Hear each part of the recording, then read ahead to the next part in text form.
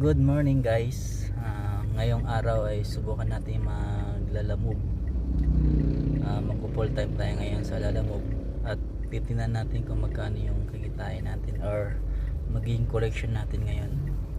So bali ngayon nakakuha na ako ng isang booking sa may Cubao. So tara guys, punta natin at kung magkano tayo ngayong araw na to. Okay?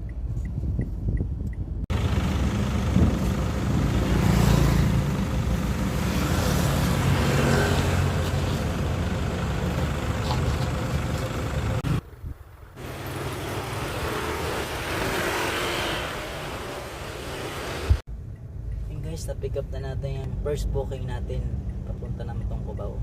So hanapan pa natin ng isa pang booking para dalawa sila. So marami yung nakarga natin yan to, frozen meat. So let's go guys. So ayun guys, nakakuha na tayo ng pangalawang booking. Double book po ito para sila ng destination, magkalapit lang. Yan guys, na-pick up na natin yung pangalawang booking natin, yung double book. Ayan siya sa likod dyan, mga pagkain. So hatid na muna natin yung pagkain kasi baka masira. Tapos sunod natin yung frozen meat. Okay, let's go guys. Na-drop off na po natin ang isang booking natin at kumuha pa tayo ng isa booking na papuntang Caloocan naman. So ang pick up niya ay malapit lang, nasa 9 minutes lang. So pa-pick up natin to, i-drop off naman natin yung unang pinick up natin. So ayan, kunin muna natin to, tapos diretso na tayo ng yung last na drop off natin, yung pangalawa. So bali nakatatlong booking na tayo mga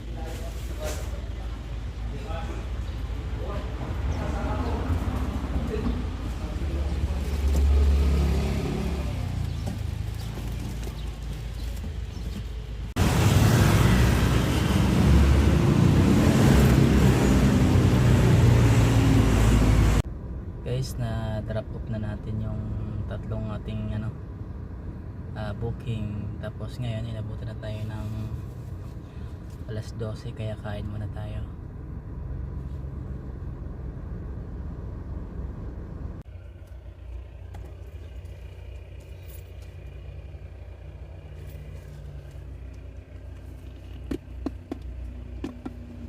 Guys, kain tayo. Ang ating ulam ay pork stick.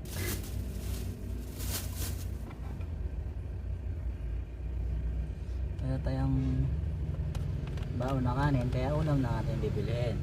Ito yung pork stick, oh.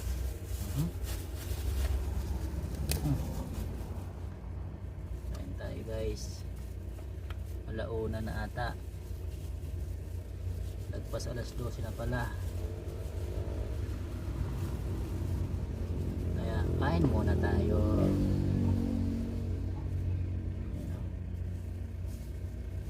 Pork stick. Yan, pork stick. Ito yung sabaw. Yung sabaw.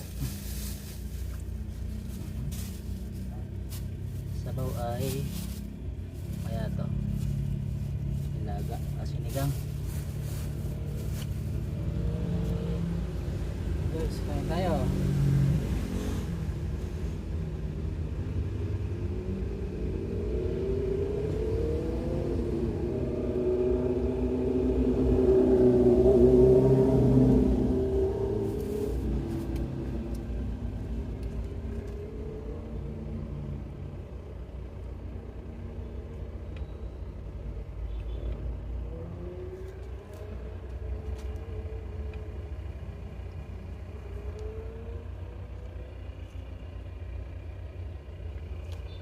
Sarap.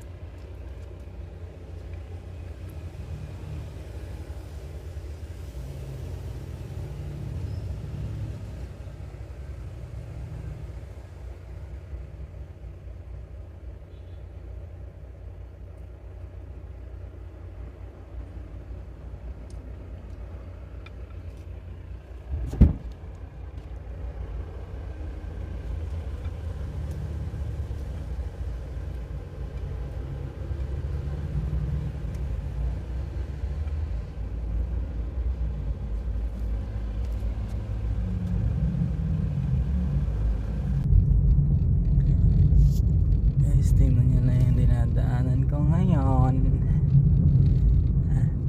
Pauwi ako ng Nueva Ecija. Dito tayo dumaan sa may North Sugaray, Bulacan.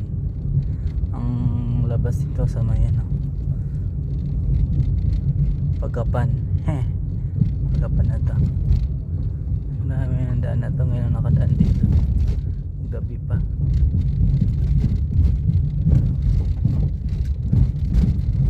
Ang oras natin ay alas 10 na ng gabi. Nandito pa rin tayo sa gitna ng anong lugar to.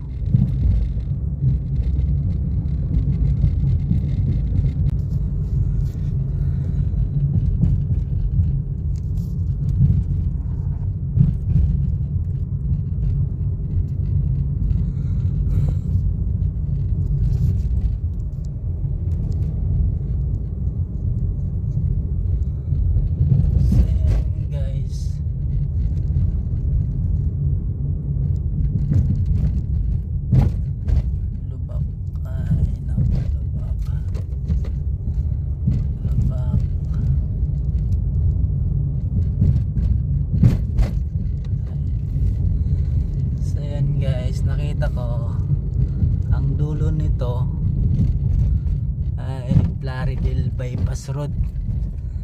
Yun, alam ko na yun. Yun yung dinadaanan ko lagi. Ito pala yung ang ano, ito pala yung ano, ang dulo nito, yun yung Plaridel. Mayroon mga bahay na rito. Kanina wala pa bahay-bahay, puro talahiban.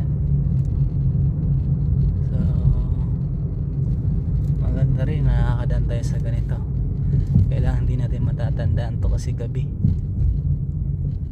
Nakabase lang tayo sa Waze.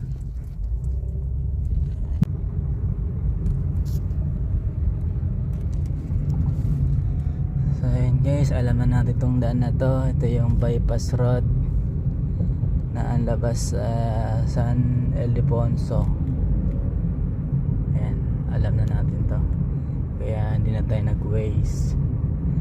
Yun nga pala guys, kanina natapos tayo sa Lalamove mga bandang alas 6.